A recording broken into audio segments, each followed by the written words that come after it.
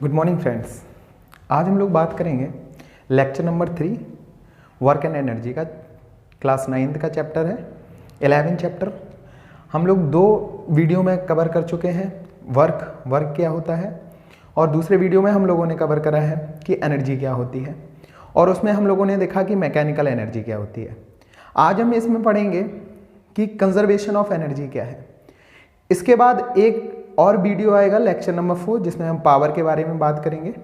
आज ये lecture number 3 के बारे में हम डिस्कस करने जा रहे हैं, जो कि है अपना कंजर्वेशन ऑफ एनर्जी। तो जैसे कि आप देख रहे हैं ये वर्क एंड एनर्जी टॉपिक है।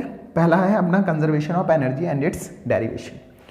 आगे तो हम ये देखेंगे कि कंजर्वेशन ऑफ एनर्जी क्या होती है, और फिर उसका मैथमेटिकल डेरिवेशन देखेंगे कि उसको करेंगे कैसे, उसका मैथमेटिकल डेरिवेशन कैसा होता है। तो देखिए, सबसे पहले देखते हैं कि कंजर्वेशन ऑफ एनर्जी क्या होती है। हम लोगों ने पिछले चैप्टर में force and law of motion में और लॉज ऑफ मोशन में हम लोगों ने पढ़ा था कि मोमेंटम क्या रहता है, कंजर्व रहता है। ऐसे ही हम लोगों ने केमिस्ट्री में पढ़ा था law of conservation of mass. इसमें क्या होता है, जैसे अगर हम कोई 2 ग्लास लेते हैं, उसमें क्या करते हैं कि अगर हम एक ग्लास में पानी लेते हैं और दूसरे में अगर हम पुट करते हैं, जितना मास दूसरे ग्लास के पानी में था उतना ही उसमें, जैसे एक खाली ग्लास है और एक भरा ग्लास है, अगर हम भरे वाले ग्लास को दूसरे खाली ग्लास में पलट देंगे तो उसका मास कैसा हो जाएगा, सेम ही रहेगा। जितना मास उसमें था उतना मास उधर पे हो जाएगा। तो ये क्या है, मास कंजर्व रहेगा। तो ऐसी जो एनर्जी होती है वो भी कंजर्व रहती है।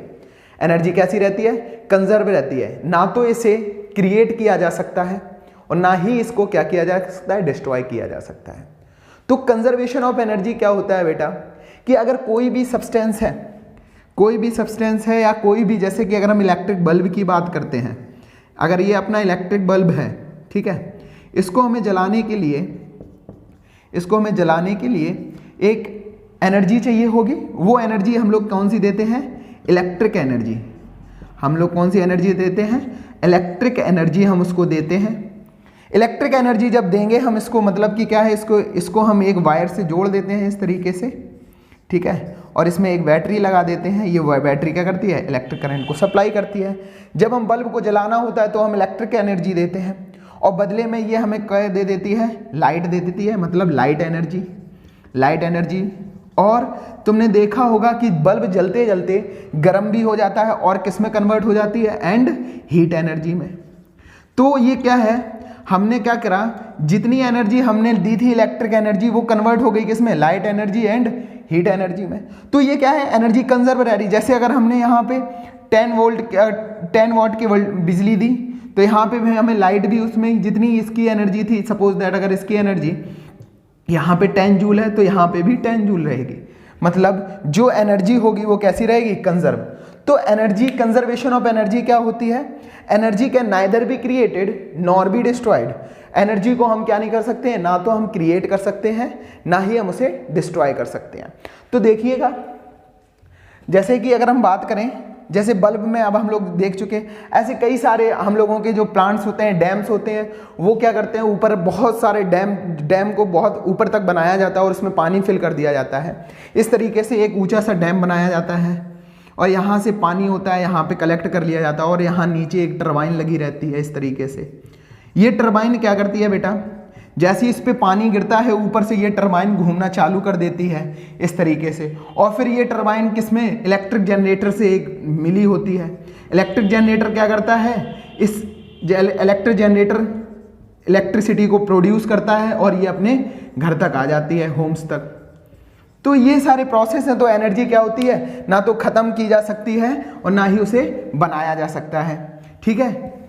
तो अगर हम law of conservation of energy अगर हम जानना चाहें तो क्या होती है, तो law of conservation of energy कहता है कि दैट एनर्जी कैन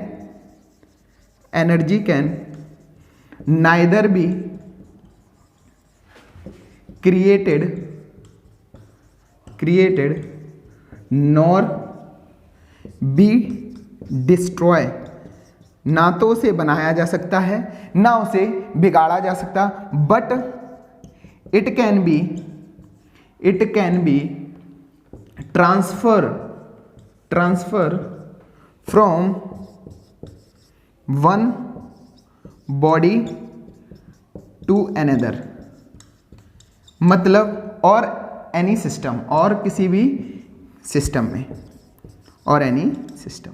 तो कंजर्वेशन ऑफ एनर्जी क्या कहती है? Energy can neither be created nor be destroyed, but ना तो इसे बनाया जा सकता है, इस वर्ड को ध्यान रखना, और ना ही बनाया जा सकता है, ना ही इसे डिस्ट्रॉय किया जा सकता है, लेकिन ये ट्रांसफर किया जा सकता है एक बॉडी से दूसरी बॉडी तक। जैसे एक एग्जाम्पल लिया हम लोगों ने बल्ब को, जो एग्जाम्पल में एक इलेक्ट्रिक बल्ब का अगर हमने किया तो बल्ब क्या करता है, हम इसको गिव क्या करते हैं, इलेक्ट्रिक एनर्जी देते हैं, इलेक्ट्रिक एनर्जी, और ये किस में कन्वर्ट हो जाती है, कन्वर्ट किस में हो जाती है, convert into heat energy and light energy, heat energy and light energy.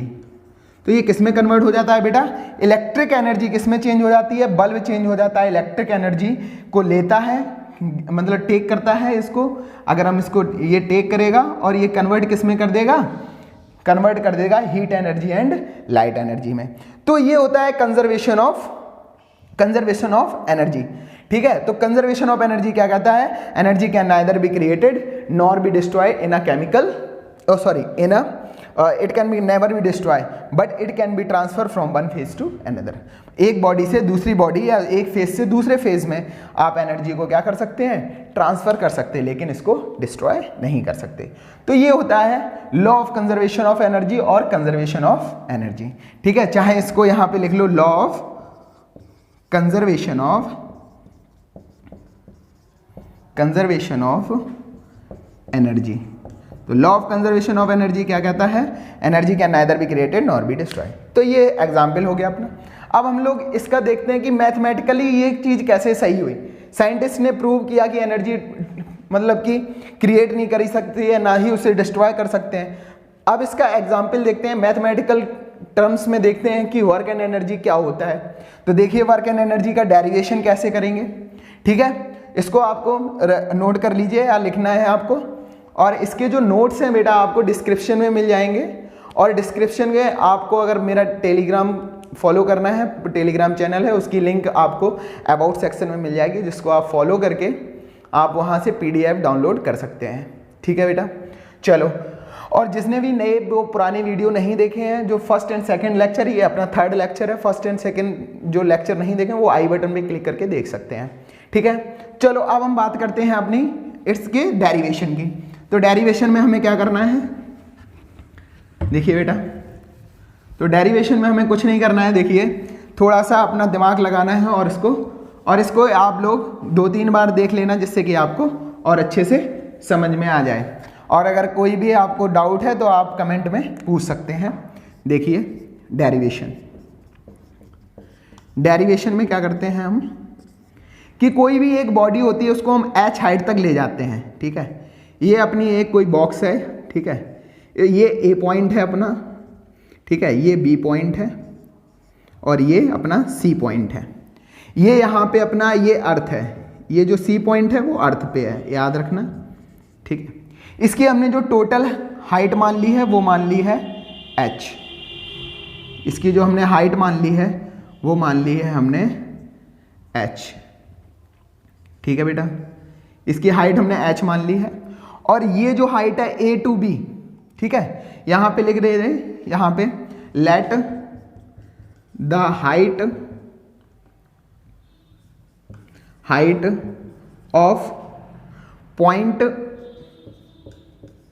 A to C is equal to h।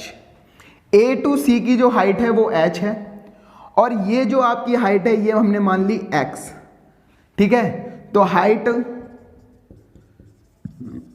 Of A to B वो हमने मान ली है x है। ठीक है बेटा, वो हमने मान ली x है। अब ये जो B to C है हम निकाल सकते हैं height of B to C, height of B to C। B to C क्या हो जाएगी बेटा, ये टोटल अपनी h है और ये अपनी x है, तो हम इसको क्या लिख सकते हैं, टोटल में से इसको माइनस कर देंगे, ये हो जाएगी अपनी h माइनस x। तो ये क्या हो गई अपनी h माइनस x।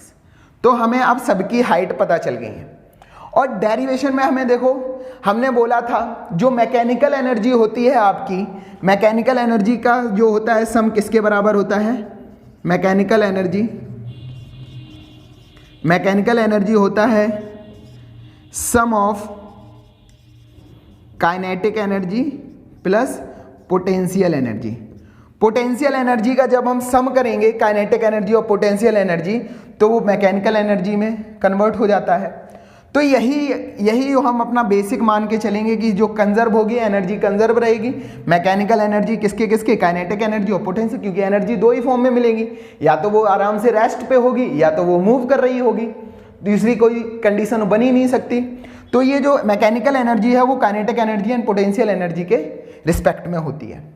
अब देखिए, अब हम इसका डेरिवेशन करते हैं। पहले हम ए पॉइंट पे देखते हैं कि ए पॉइंट पे क्या होता है। एट पॉइंट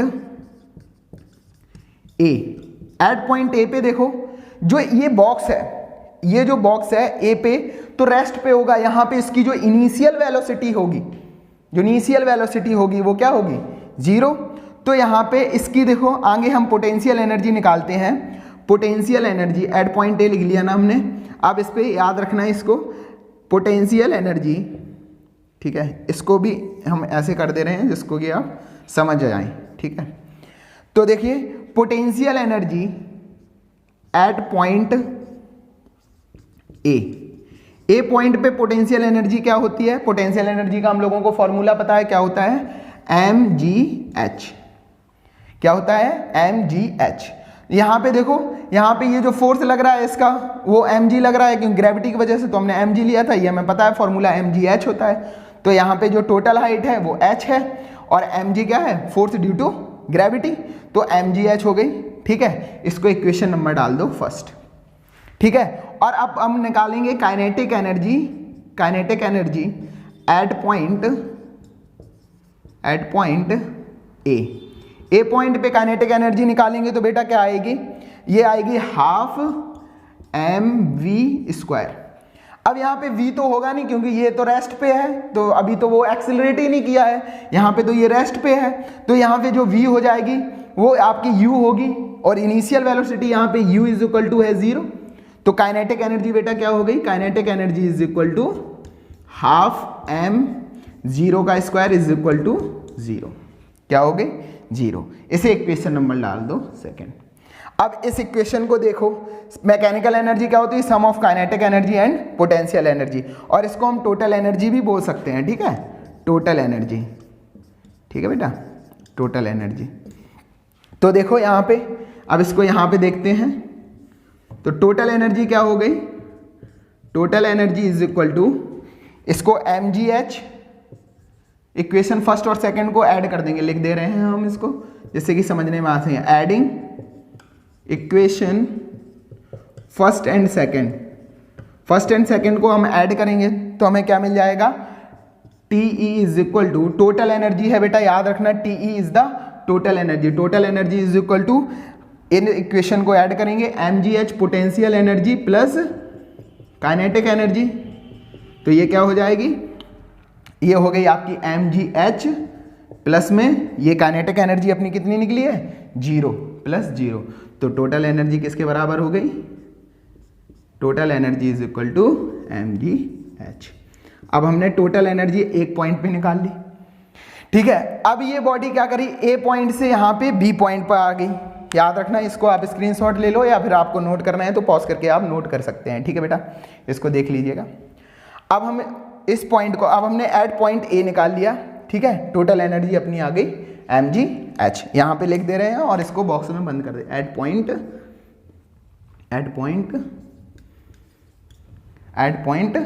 ए, ठीक है बेटा। अब हम बात करते हैं बी पॉइंट पे। अब ये बॉक्स को हमने छोड़ा तो अब ये बी पॉइंट पे आया होगा, यहां से गुजरा होगा, और बी पॉइंट पे अब हम देखते हैं कि बी पॉइंट पे क्या होता है, ठीक है। चलो अब हम इसको रफ करते हैं, ठीक है, इसको याद रखना है, इसको हम रफ कर दे रहे हैं, ठीक है।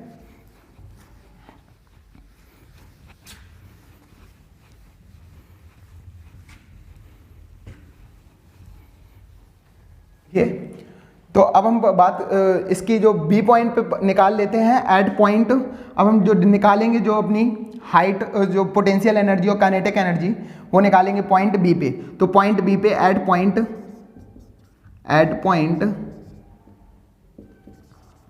पॉइंट बी जो पोटेंशियल एनर्जी बेटा आपकी हो जाएगी वो क्या हो जाएगी एम जी एच, और एच की जगह अब हम क्या लेंगे हाइट एच माइनस एक्स। तो potential energy is equal to हो जाएगी एम जी, एच की जगह हो जाएगी एच माइनस एक्स। इसको डाल दो इक्वेशन नंबर फर्स्ट। अब हम निकालते हैं काइनेटिक एनर्जी एट पॉइंट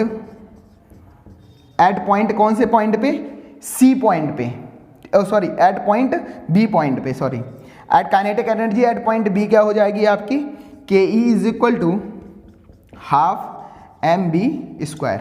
ठीक है, हाफ एम बी स्क्वायर होता है। अब हमें वी स्क्वायर निकालना है यहाँ पे। तो वी स्क्वायर को देखो बेटा कैसे निकालेंगे, बाई यूजिंग, इसमें हम यूज करेंगे इक्वेशन ऑफ मोशन का, इक्वेशन ऑफ मोशन। तो इक्वेशन ऑफ मोशन क्या हो जाएगा बेटा, V square is equal to U square plus 2as। अब देखिए यहाँ पे जो एक्सेलरेशन है वो जी का वर्क करेगा क्योंकि ग्रेविटी के अगेंस्ट वर्क हो रहा है, और यहाँ पे जो u है, यहाँ पे जो u हो जाएगी आपकी 0 हो जाएगी। तो V square is equal to क्या हो जाएगा आपका, V square is equal to U square क्या हो जाएगा आपका, यू स्क्वायर हो जाएगा 0, 0 का स्क्वायर प्लस 2, ए की जगह वर्क क्या कर रहा है ग्रेविटेशन तो जी, और एस की जगह जो वर्क क्या कर रहा है आपकी जो हाइट है, जो आपकी हाइट है, तो हाइट यहाँ से यहाँ तक कितनी है x, कितनी हो गई x। तो वी स्क्वायर की वैल्यू कितनी आ गई 2gx। अब यही इक्वेशन में ये वाली इक्वेशन सेकंड थी अपनी और ये अपनी थर्ड। ठीक है, अब ये वाली वैल्यू जो निकली है वो इस इक्वेशन में पुट कर देंगे काइनेटिक एनर्जी में। ठीक है,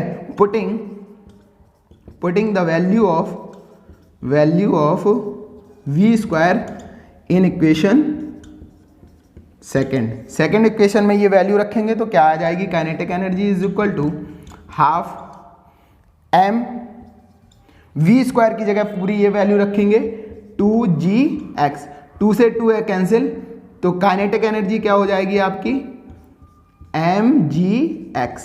काइनेटिक एनर्जी क्या आ गई अपनी mgx। अब देखिए बेटा टोटल एनर्जी निकाल लेते हैं, टोटल एनर्जी सिस्टम की कितनी हो जाएगी अब वो निकालते हैं। तो टोटल एनर्जी क्या होती है बेटा, टोटल एनर्जी और मैकेनिकल एनर्जी का सम होता है potential energy plus kinetic energy. तो ये क्या हो जाएगी आपकी, ये हो गई आपकी निकली है mg h minus x plus जो काइनेटिक एनर्जी आपकी निकली है वो निकली है mgx। अब देखिए बेटा इसको इक्वेशन को सॉल्व कर लेते हैं, mg दोनों में कॉमन है तो mg हमने बाहर निकाल लिया। अब यहाँ पे क्या बचा h माइनस एक्स और यहाँ पे क्या बचा प्लस x, तो ये और ये कैंसिल, तो क्या आ गई mgh। देखिए हमने ए पॉइंट पे जब निकाली थी टोटल एनर्जी तब भी mgh थी, बी पॉइंट पे हमने एनर्जी निकाली तो वो भी mgh आई। तो हम क्या कर सकते हैं यहाँ पे total energy at point B. अब हम निकालते हैं किस पे, सी पॉइंट पे, फिर हमें पता चल जाएगा कि law of conservation of energy सही है या गलत है। ठीक है, तो एट पॉइंट बी पे निकाल चुके हैं, इसका स्क्रीनशॉट ले लीजिए, इसको पॉज करके उतार लीजिएगा।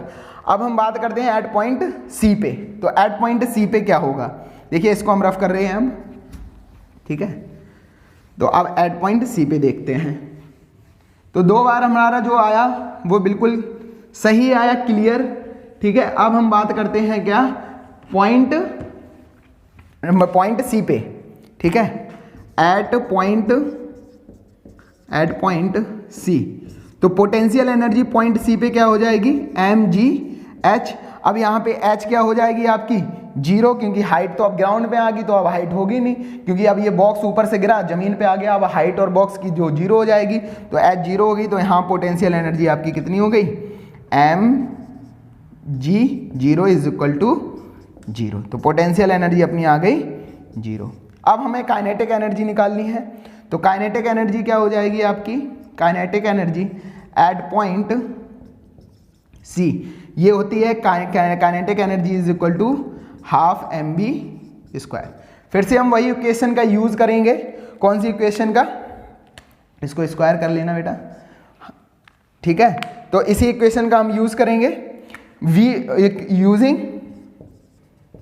Equation of motion, equation of motion का यूज करेंगे। क्या होती है, V square is equal to U square plus 2as, ठीक है। तो यहाँ पे u कितना हो जाएगा 0, तो V square is equal to 0 plus 2g।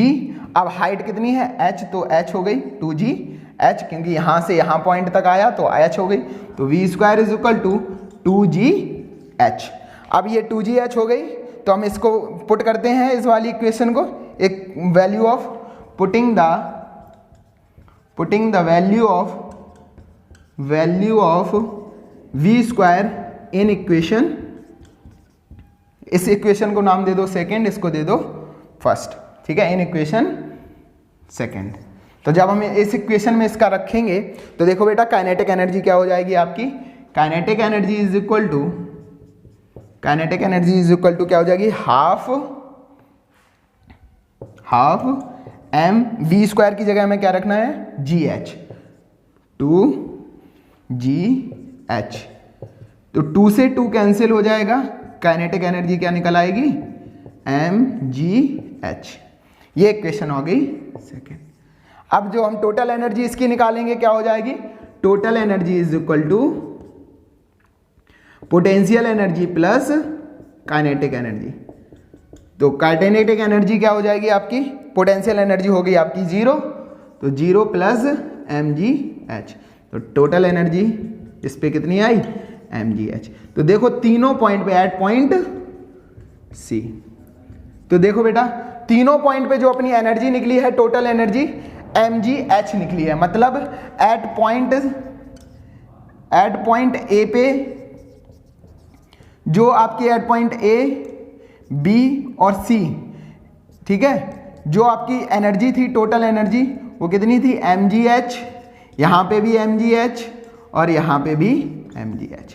तो देखो एनर्जी कैसी रह रही है, कंजर्व रह रही है, लेकिन चेंज हो रही है एनर्जी, मतलब फेज इसके चेंज हो रहे। इनिशियल मतलब रेस्ट पे थी, फिर मोशन पे आई, फिर रेस्ट में आई, फिर मोशन में आई, लेकिन जो एनर्जी है वो हमेशा आपकी कैसी रह रही है, कंजर्व रह रही है। तो ये डेरिवेशन है अपना वर्क एंड एनर्जी का, मतलब law of conservation of energy का, ठीक है। Law of conservation of energy क्या कहता है, energy can neither be created nor be destroyed but it can be transfer from one phase two another. तो यही था आज का अपना लेक्चर नंबर 3। आई होप सबको समझ में आया होगा। अगर जिसको समझ में नहीं आता है तो आप एक बार इसको रिपीट करके दोबारा देख लीजिए। डेरिवेशन को 1-2 बार कर लोगे तो अच्छे से समझ में आ जाएगा, ठीक है। इसको बार बार पॉज करके देख लोगे और या स्लो मोड में देख लेना। जिसको आता है तो वो फास्ट में देख ले, कोई दिक्कत नहीं है, ठीक है। और जो भी पुरानी वीडियोज़ हैं उसकी आपको लिंक मिल जाएगी, आई बटन पर क्लिक कर देना, उस पर आपको सारे वीडियोज़ मिल जाएंगे। Thank you. अगर आपको पसंद आया है तो आप लाइक एंड सब्सक्राइब कर देना। Thank you.